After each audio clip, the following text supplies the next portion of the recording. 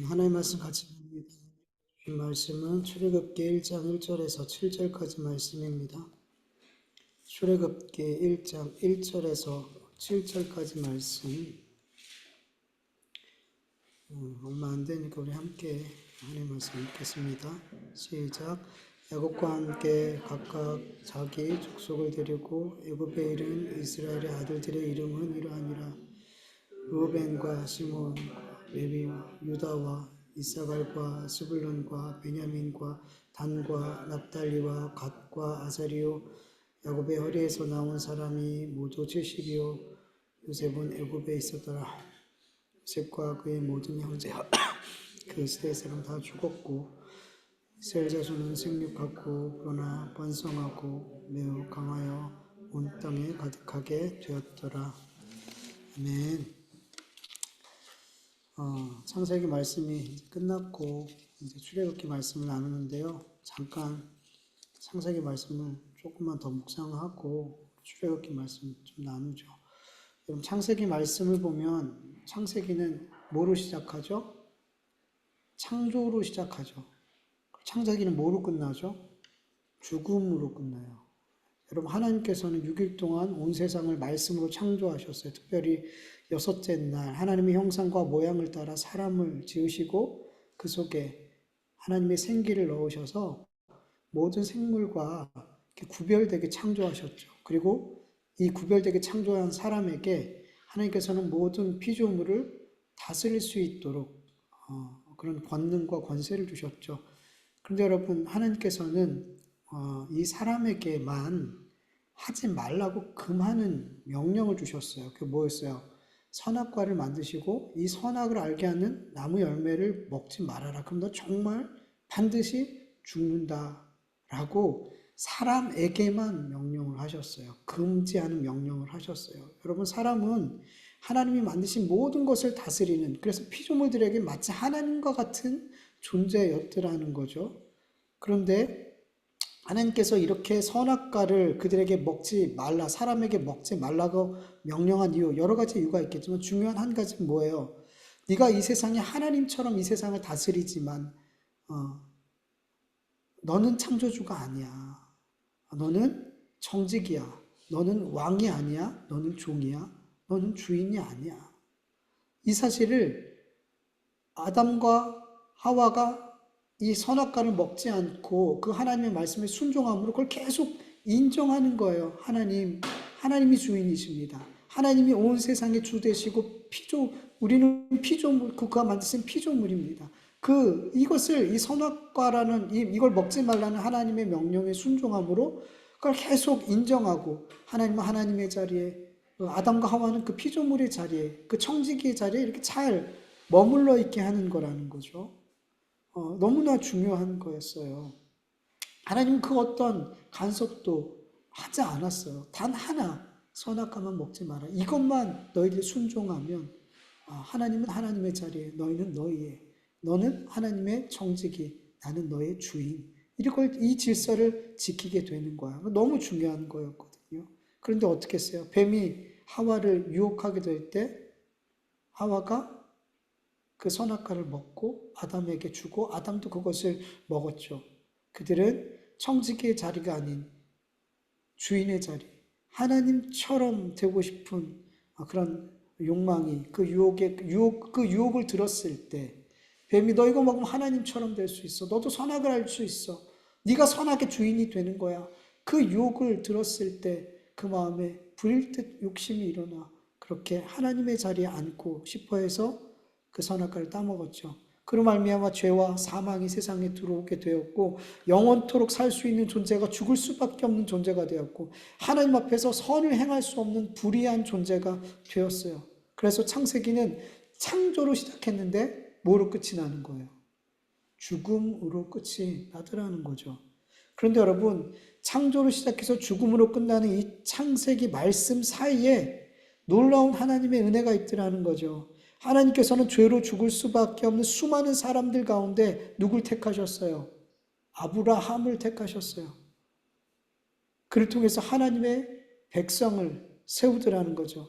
그 하나님의 백성들의 삶이 죄와 사망으로 끝나지 않도록 그들의 삶을 구원으로 인도해 가시더라는 거죠. 그들이 비록 이 세상에 살고 있지만 이 세상에 속한 자로 사는 것이 아니라 하나님께 속한 자로, 하나님의 자녀로서의 구별된 삶, 거룩한 삶을 살도록 하나님께서 그들의 삶을 인도해 가시더라는 거죠. 그리고 그들을 결국 어디로 인도해 내시는 거예요? 하나님 나라로, 하나님 앞으로 인도해 내시더라는 거죠.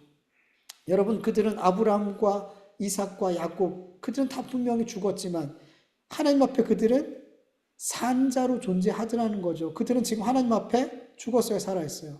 살아있어요. 그래서 성경에서 하나님이 그들에 대해서 뭐라고 이야기해요?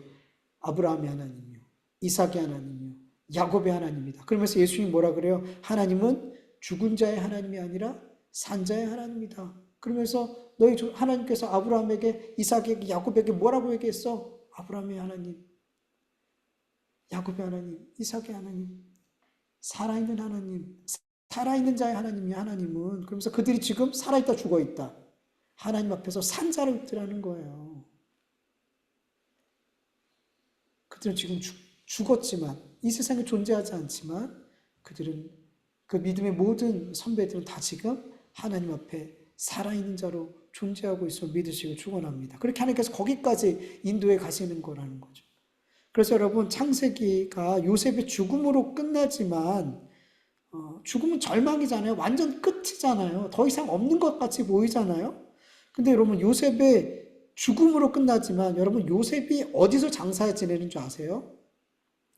여호수아 제일 마지막 장인 여호수아 24장 32절을 보면, 또 이스라엘 자손이 애굽에서 가져온 요셉의 뼈를 세겜에 장사였으니 이곳은 야곱이 베크시타스를 주고 세겜의 아버지 하몰의 자손들에게서 산 밭이라, 그것이 요셉의 자손의 기업이 되었더라 라고 말씀하고 있어요. 여러분, 요셉이 애굽 땅에서 죽었는데, 여러분, 이 요셉은 이스라엘 백성들이 가나안 땅을 정복한 뒤에 가나안 땅 세겜에 장사되었더라는 거죠.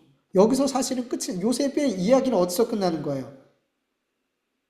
여호수아에서 끝나는 거예요. 가나안 땅을 정복하고 그 뒤에 요셉의 이야기가 완전히 끝나는 거예요. 창세기에서 끝이 나는 것, 요셉의 죽음으로 끝나는 것 같았는데 창세기, 출애굽기, 레위기, 민수기, 신명기, 여호수아, 거기 가나안 땅을 정복하는 거기서 그 마지막 장에서 요셉의 이야기가 끝이 나는 거예요.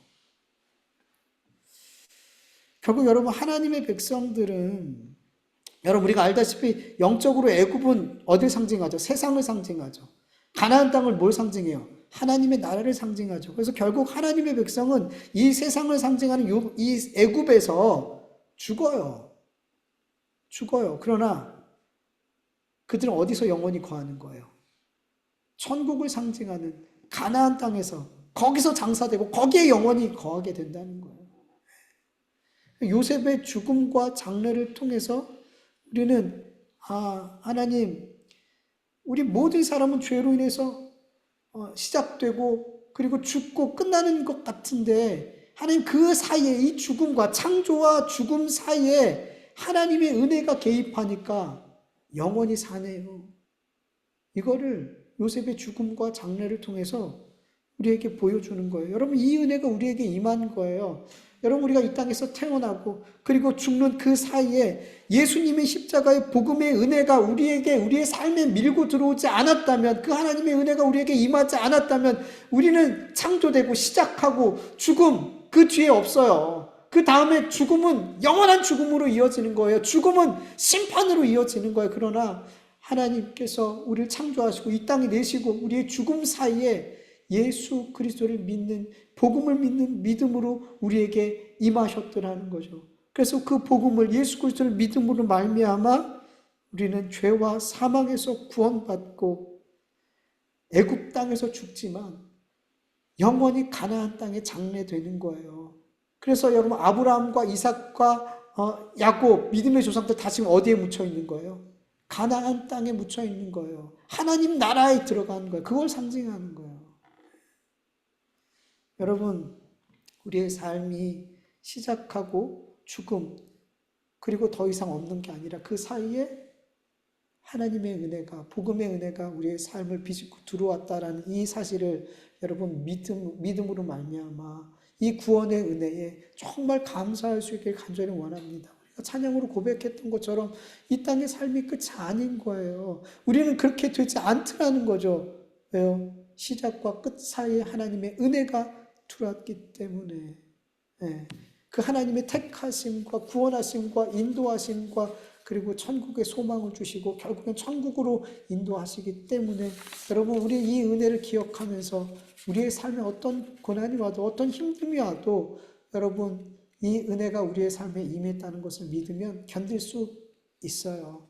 천국의 소망을 가진 자들은 어떤 고난과 어려움이 있어도 이겨낼 수 있을 줄 믿습니다. 너무나 건강하고 팔팔하고 아직도 살 날이 많은 것처럼 생각이 돼서 저 하늘나라가 너무나 막연하게 생각이 되고 천국이 너무나 나와 거리가 먼 것처럼 보이지만 아닙니다, 여러분. 우리 이번 주에 예배드리고 다음 주에 누구 못 볼 수도 있어요. 여러분에게 그런 믿음이 없나요? 저는 이번 주에 예배드리고 다음 주에 제가 이 자리에 없을 수도 있다고 생각해요, 여러분. 그렇다고 제가 마지막 예배로 마지막 말씀을 전한다는 각오로 늘 하지는 않지만 그런 마음들이 가끔씩 있어요. 어떻게 될지 뭔지 몰라요. 하나님이 우리를 언제 우리를 천국으로 인도해 가실지 몰라요. 젊다고 해서 아니에요, 여러분. 그런 거 아니에요. 우리가 늘 하늘의 소망을 가지고 살길 간절히 원합니다. 이게 참 중요해요. 믿음의 사람에게 이것만큼 중요한 소망이 어디 있어요? 이것보다 더 좋은 소망이 어디 있어요? 이 소망을 늘 품고 살아가길 간절히 원합니다. 창세기는 사실은 처음과 끝 모든 걸 담고 있어요. 우리가 출애굽기를 나누는데 창세기는 하나님의 죄와 죽음 그 사이에 하나님의 은혜가 임해서 그 은혜 입은 자들이 어떻게 되어지는지를 이렇게 보여주고 있잖아요.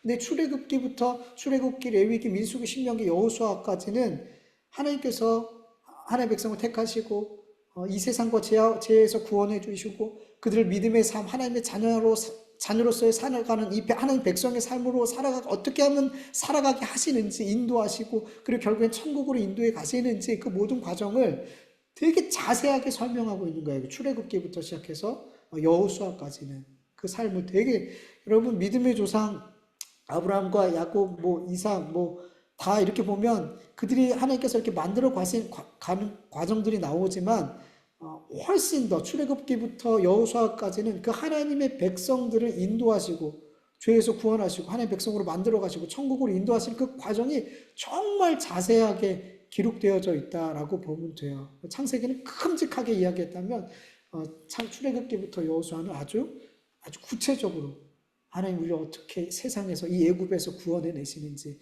어떻게 이 세상에 쩌들어 있는 세상과 동일한 삶을 살아가고 있는 우리들을 그 때를 벗겨내시고 하나님의 백성으로서의 삶을 살아갈 수 있도록 우리를 그렇게 만들어 가시는지 그리고 어떻게 하면 어떻게 그 천국을 정복하고 침노하여 하나님 백성의 하나님 나라로 들어가게 하시는지 이거를 정말 구체적으로 말씀하고 있기 때문에 여러분 이 출애굽기 말씀으로부터 쭉 보겠지만 이 말씀을 보면서 이 말씀이 이스라엘 백성의 역사가 아니라 누구의 이야기인 거예요? 저와 여러분의 이야기예요. 여러분 이스라엘 백성은 누굴 상징해요?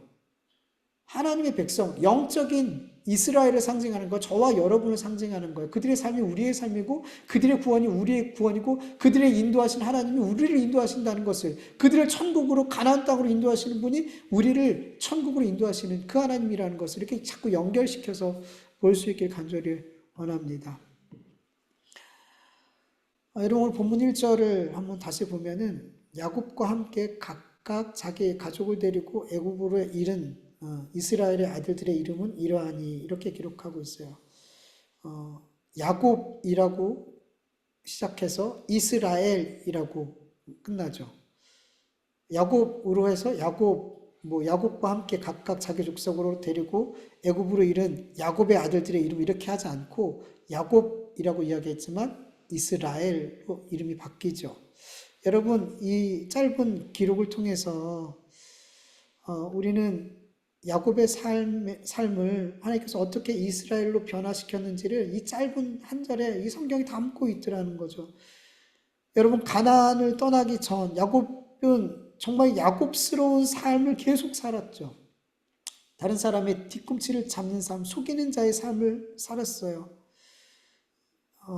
그렇게 하나님이 함께 하시고 오래 참아주시고 보호해 주시고 때마다 하나님의 언약의 말씀을 들려주셨음에도 그는 너무나 쉽게 다시금 야곱스러운 삶을 살았더라는 거죠. 그러나 애굽에 이르게 된 야곱은 이제 전적으로 하나님의 인도하심과 하나님의 말씀에 순종하여 사는 이스라엘로 바뀌었어요. 변화되었어요. 자신의 삶이 나그네임을 고백하며 자기가 돌아갈 곳이 어딘지를 분명하게 인식하며 남은 생일을 살았고 그의 후손들이 누구를 바라보며 어디를 바라보면서 살아야지 되는지 알려주는 인생을 그는 살았어요. 그렇게 야곱의 인생에서 이스라엘의 인생으로 변화되기까지 하나님께서 얼마나 야곱에 대해서 참으시고 용서하시고 기적과 은혜를 베푸시고 언약으로 붙들어 주셨는지 몰라요. 야곱이 이스라엘 될 수 있었던 것은 전적으로 하나님의 은혜였죠. 그럼 마찬가지예요.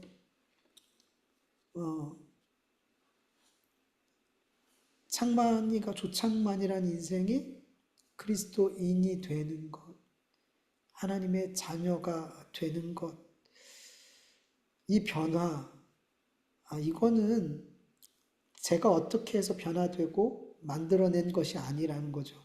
하나님께서 야곱에게 오래 참으시고 그를 계속 용서하시고 사랑으로 품으시고 언약의 말씀으로 붙들어 주셨던 것처럼 저에게 동일한 은혜를 주셨기 때문에 제가 육적인 조창만이라는 인생에서 그리스도인 하나님의 자녀다운 삶을 살려고 애쓰고 힘쓰는 자로 변화되어졌더라는 거죠. 제가 가끔씩 우리 예찬이한테 얘기해요.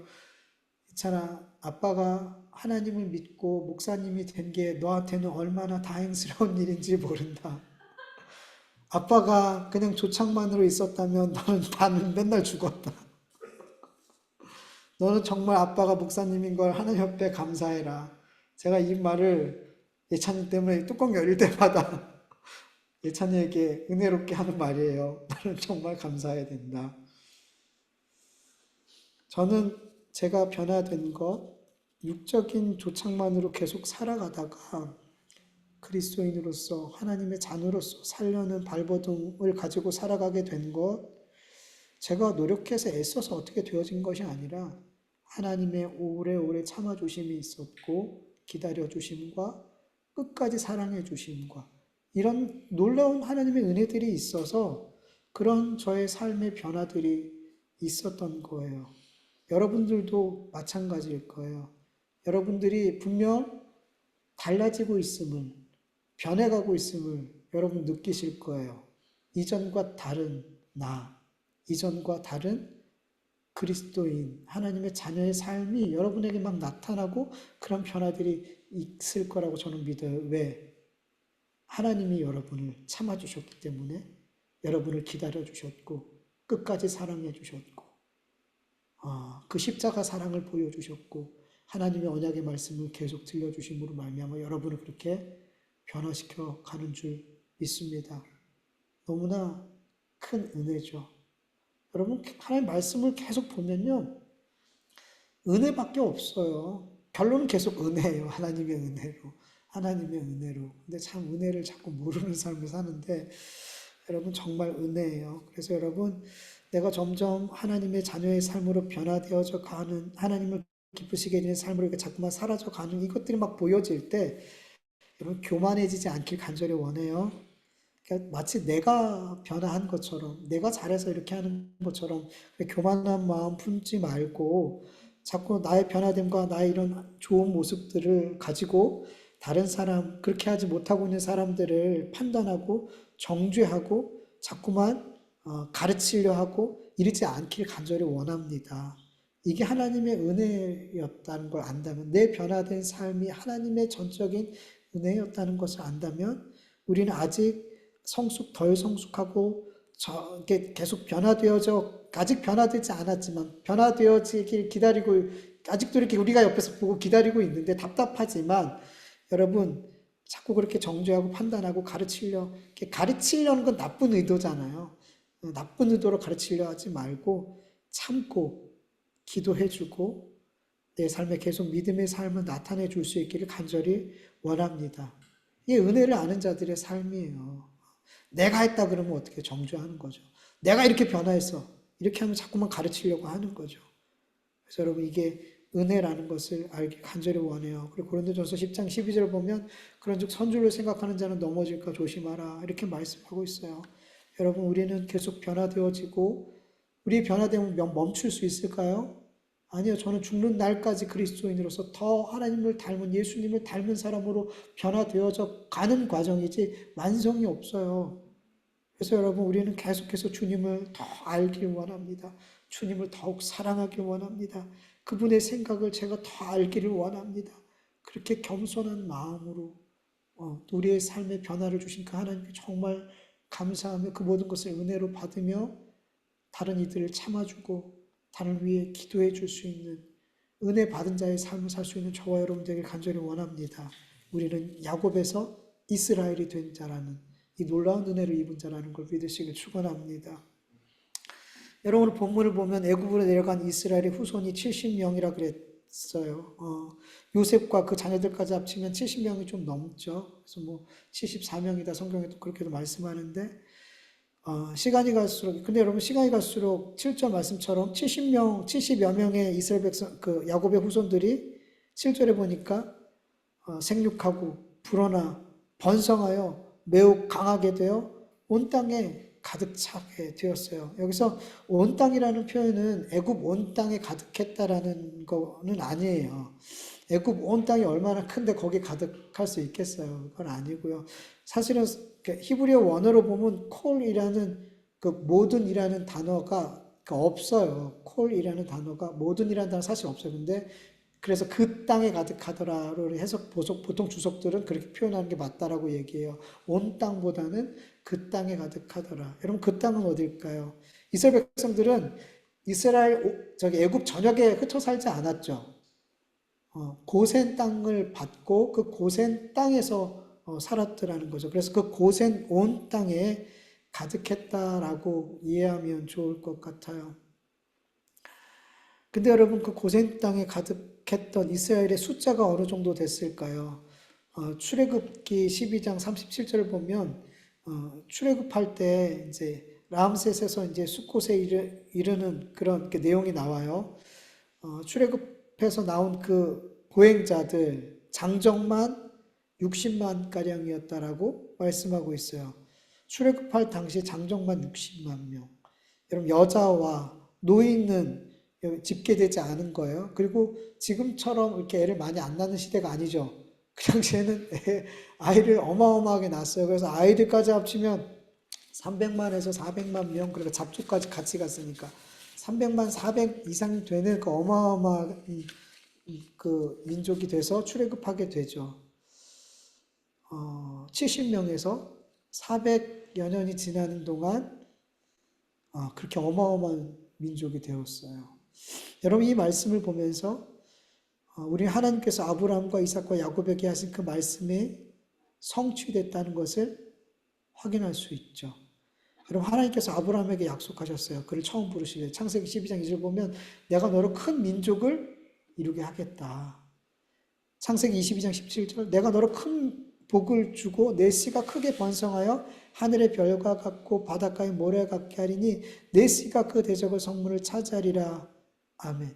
하나님께서 아브라함과 이삭과 야곱에게 하신 그 자손에 대한 약속이 성취됐어요. 70여 명의 이 야곱의 후손들이 400여 년이 지났을 때 수백만 명이 됐어요. 많게는 400만 이상의 엄청난 강한 민족이 되었어요. 하나님이 아브라함과 이삭과 야곱에게 하신 그 자손에 대한 약속이 어떻게 됐어요? 성취됐죠.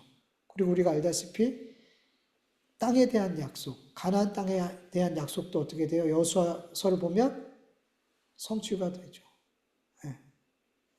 하나님께서 아브라함과 이삭과 야곱에게 그리고 그 후손들에게 하셨던 이 말씀이 온전히 성취가 되더라는 거죠. 여러분, 하나님의 말씀을 하나님의 약속을 믿으세요. 믿으세요. 믿어지시나요? 여러분, 믿으라는 건 뭐랑 똑같냐 하면 순종하라 이거랑 똑같아요. 똑같아요. 그래서 너무 어렵게 생각하지 마세요. 내가 하나님을 믿노라, 하나님 믿습니다. 입술로만 주여, 주여 하는 자가 하나님 나라에 들어가는 게 아니라 하나님의 말씀을 행하는 자가 하나님 나라에 들어간다 그러죠. 여러분, 믿음은 뭐예요? 순종이에요. 그래서 야고보서에서 말씀하죠. 행함이 없는 믿음은 죽은 거야. 그 믿음 아니라는 거죠. 그래서 여러분, 믿음 너무 어렵게 생각하지 마세요. 내가 하나님 정말 믿고 있을까?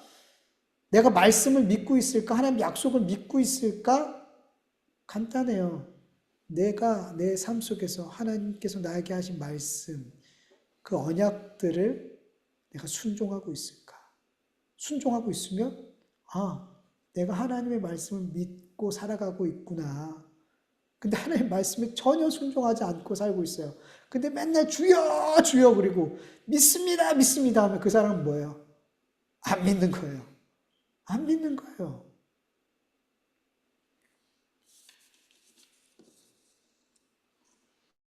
여러분, 하나님 말씀 믿으세요. 그 약속을 믿으세요. 세상의 수많은 말들, 사람들의 수많은 말들과 하나님의 말씀 가운데 여러분 뭘 믿어야 돼요? 하나님의 말씀을 믿고 하나님의 말씀으로 선택하기를 간절히 축원합니다.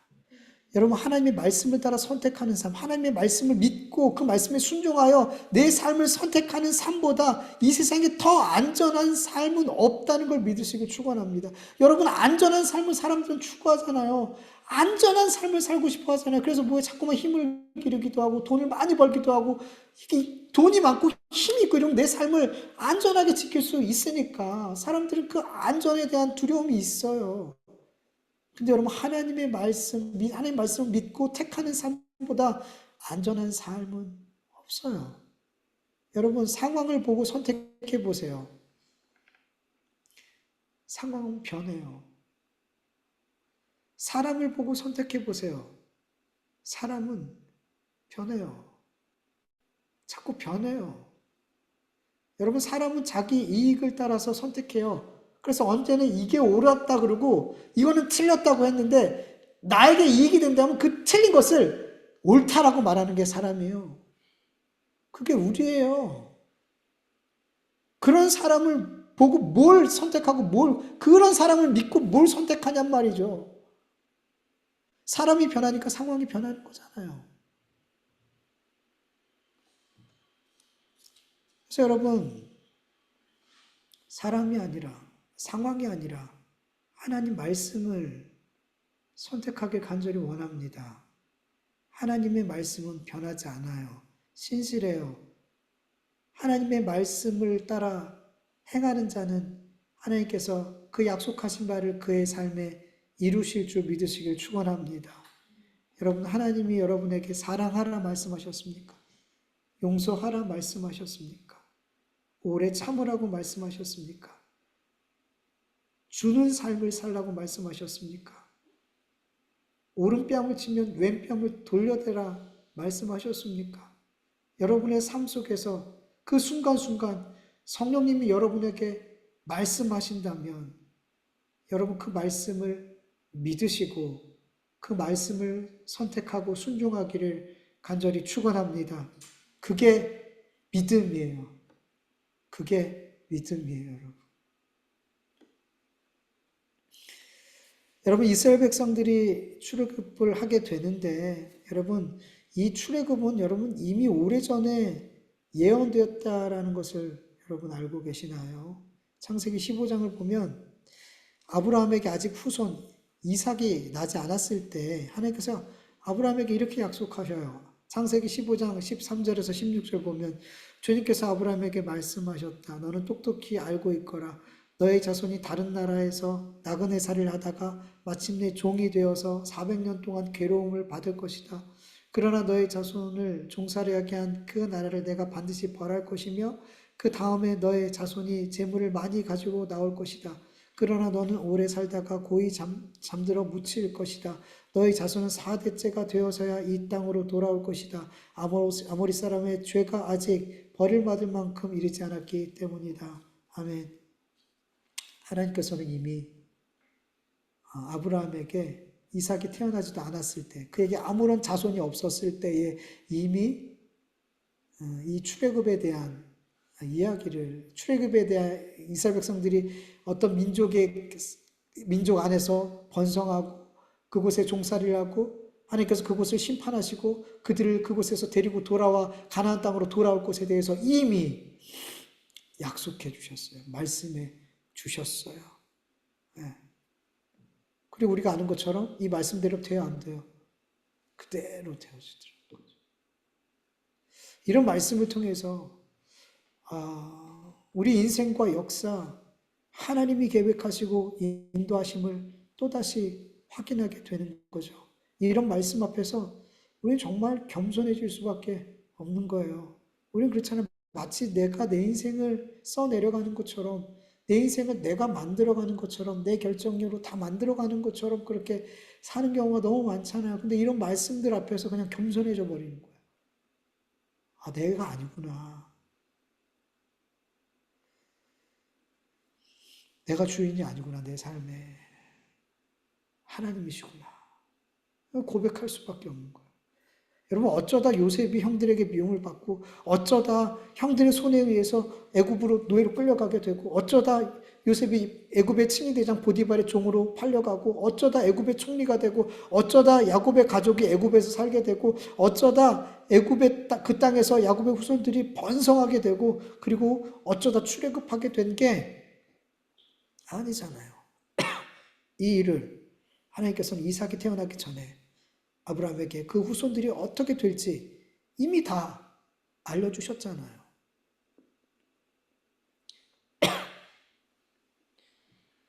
그래서 이 모든 일들은 어쩌다 그냥 우연히 되어진 일이 아니라 하나님이 정하시고 계획하신 일들이 그대로 성취가 된 거예요. 여러분, 내 인생에 어쩌다 된 일이 있을까요? 그리고 다른 사람의 인생이 어쩌다 그렇게 되어졌을까요? 제가 어쩌다가 목사가 되었고, 어쩌다 저 사람과 결혼했고, 어쩌다 이런저런 일을 하게 되고, 어쩌다 망하게 되고, 어쩌다 성공하게 되고. 여러분, 어쩌다 인생은 없어요. 우리 인생에, 그리고 다른 사람의 인생에 대한 하나님의 계획과 뜻을 알지 못할 뿐이지, 내 인생도 다른 사람의 인생도 이 세상의 모든 역사도 하나님의 뜻과 계획 안에 있더라는 것을 여러분 믿으시길 축원합니다. 여러분, 하나님께서는 이 세상을 창조하시고 그냥 손 놓고 계신 분이 아니에요. 하나님은 이 세상을 만드시기 전에 이미 모든 것을 계획하시고 작정하셨어요. 그리고 그 계획하시고 작정하신 것을 하늘에서 이루어진 것 같이 하나님의 작정이거든요. 창세전에 이루었던 하나님의 뜻이거든요. 하나님의 뜻이 이루어진 것 같이 이 땅에서 그것이 그대로 이루어지는 거예요. 하나님은 그 하나님의 뜻을 그렇게 이 땅에 이루어 가시더라는 거죠. 네. 그래서 여러분, 하나님을 믿는 모든 인생들은 그 삶 속에 일어나는 모든 일들을 하나님 빼고 이야기할 수가 없는 거예요. 그래서 사실 믿는 사람들끼리 모이면 자꾸 누구 얘기가 나와야 돼요. 하나님 이야기가 자연스럽게 나올 수밖에 없어요. 왜? 그 인생에, 그 삶의 여러 가지 일들 가운데 하나님 빼고 사실 이야기하기가 어려워요. 어려워요. 그래서 저도 종종 만나는 분들, 이렇게 신앙의 연륜이 오래된 분들, 주님을 만난 분들이랑 이렇게 만나면 대부분 하나님 이야기를 해요. 하나님이 이렇게 하셨어요. 그냥 일상인데 거기 다 하나님이 들어가 있어요. 그냥 대화가 그렇게 돼요. 여러분, 내 삶에 일어나는 모든 일들에 대해서 하나님을 빼고 이해하면 이해가 안 돼요. 잘못 이해해요. 이해하더라도 잘못 이해해요. 어떤 사람과의 관계에 있어서도 하나님을 빼고 그 사람과의 관계를 생각하면 자꾸 곡해해요. 왜곡해서 보게 돼요. 하나님의 마음으로 보지 못해요. 그래서 여러분, 우리의 모든 삶, 모든 관계, 모든 일 가운데 우리 자꾸만 누가 그 중심에 있어야 되는 거예요. 하나님. 왜요? 하나님이 우리의 삶과 처음과 시작과 과정 모든 것을 계획하시고 인도해 가시는 분이 하나님이라는 것을 우리는 믿기 때문이에요. 그래서 여러분, 내 삶에 일어나는 모든 일에 대해서 어쩌다, 우연히, 내가 잘해서, 아니 네가 못해서, 뭐 이런저런 것들과 연결시켜서 생각하는 것이 아니라 가장 먼저 내 삶에 일어나는 모든 일들 누구와 연결해서 하나님과 말씀과 연결해서 생각할 수 있게 간절히 원합니다. 내 삶에 왜 이런 일들이 일어나게 됐는지, 왜 이런 사람을 만났는지, 왜 이런 문제를 겪게 되는지 여러분 누구한테 물어야 되는 거예요? 하나님 앞에 물을 수 있길 간절히 축원합니다. 내 삶의 창세전부터 계획하신 하나님께 내 삶의 모든 질문을 하게 될 때 비로소 하나님으로부터 가장 완전한 답을 우리는 듣게 됨을 믿으시길 축원합니다. 여러분, 내 인생에 일어나는 모든 일들에 대해서 하나님께로부터 답을 받게 된다면 우리는 우리가 가는 길이 형통한, 세상이 볼 때 형통한 길이든 고난의 길이든 상관이 없어요. 하나님께 답을 얻은 인생이 얼마나 담대한지 몰라요. 내 삶의 여러 가지 문제에 대해서 하나님께서 답을 주셨다면 여러분, 그것보다 믿음의 사람들에게는 담대할 일이 없어요. 아무것도 두렵지 않아요. 하나님 답을 주셨기 때문에. 하나님이 답을 주셨어요. 그 길이 고난의 길이라도 상관없어요. 왜요? 그 길이 나에게 가장 좋은 길이니까.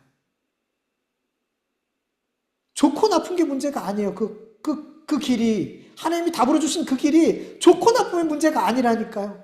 그 길은 무조건 선한 거예요. 그 길은 무조건 옳은 거예요. 그 길은 하나님께서 나와 동행하는 거예요.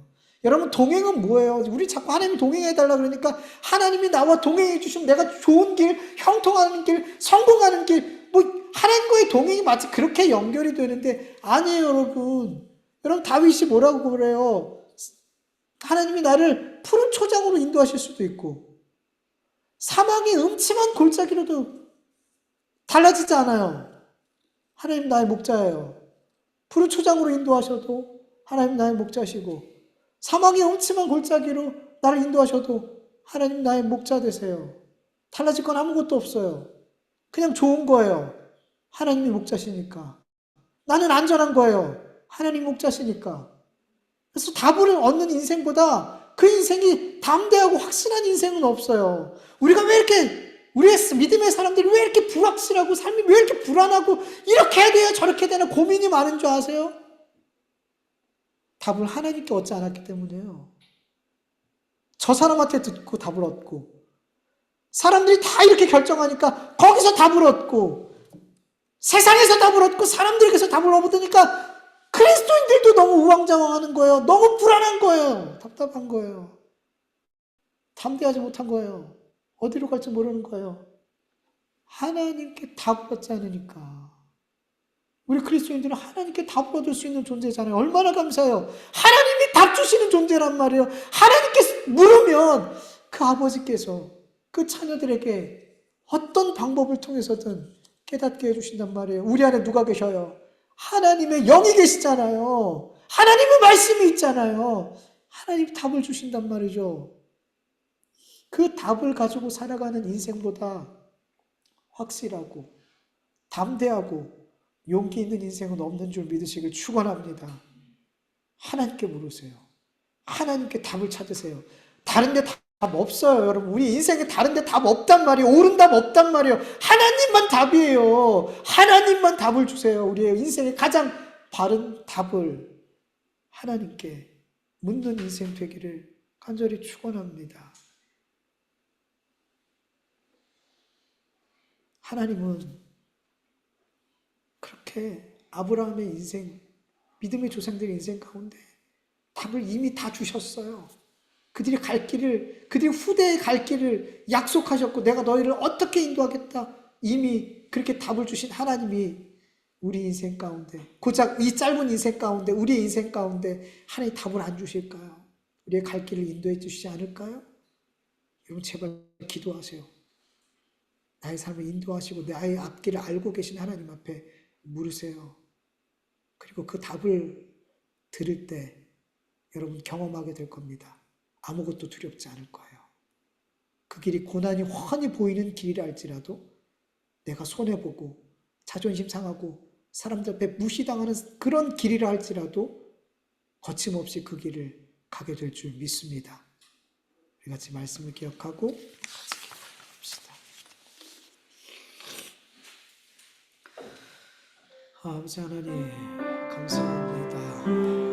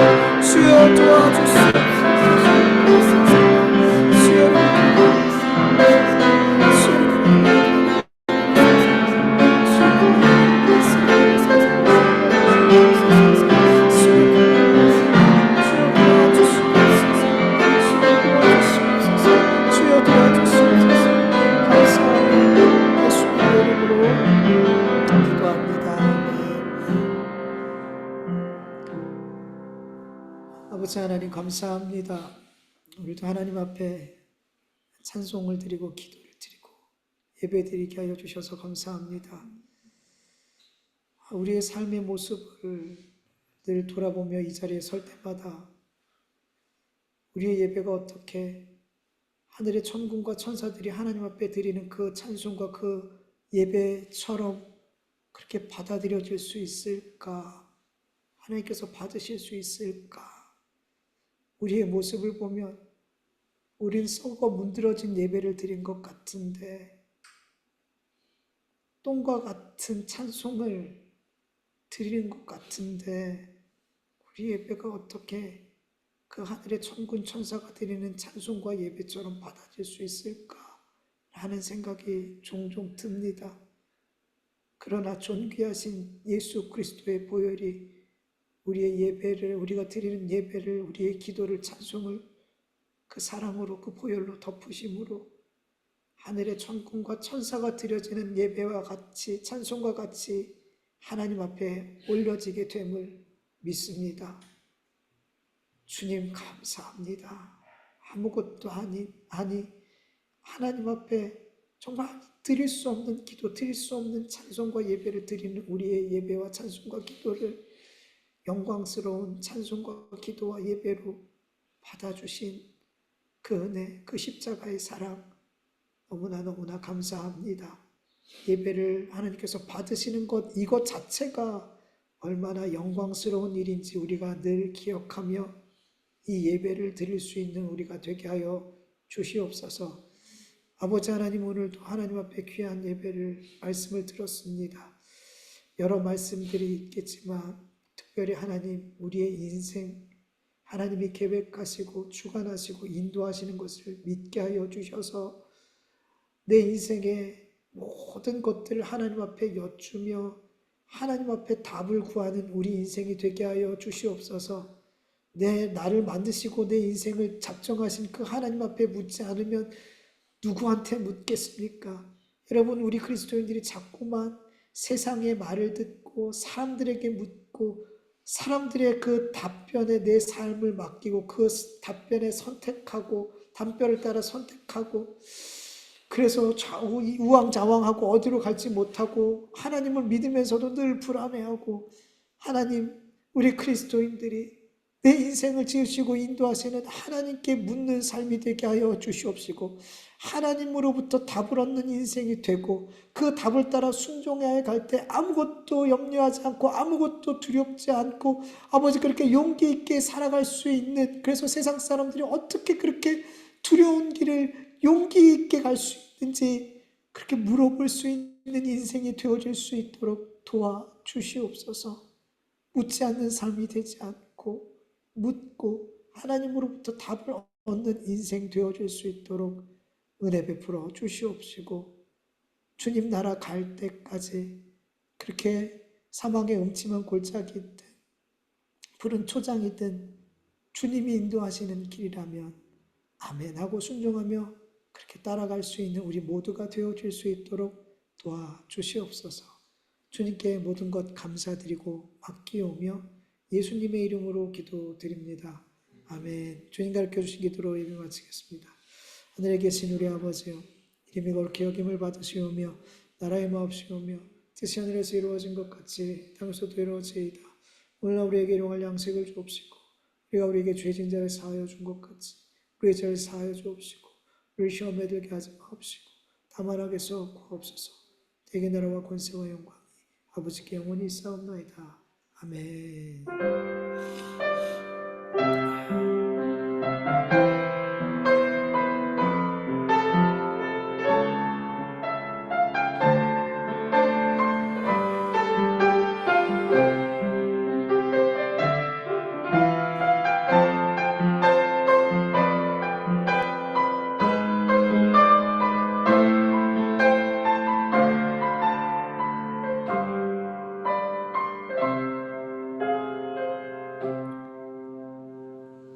예배를 받으신 하나님께 감사와 영광의 박수 보내드립니다. 하나님 감사합니다. 우리 예배를 받으시고 또 생명과 은혜를 베풀어 주시고 힘을 주시는 주님 감사합니다. 예배 마쳤습니다. 한 주간 남은 한 주간도 주님 앞에 묻고 주의 말씀에 순종하는 또 한 주간 되길 간절히 원합니다. 예배 마쳤습니다.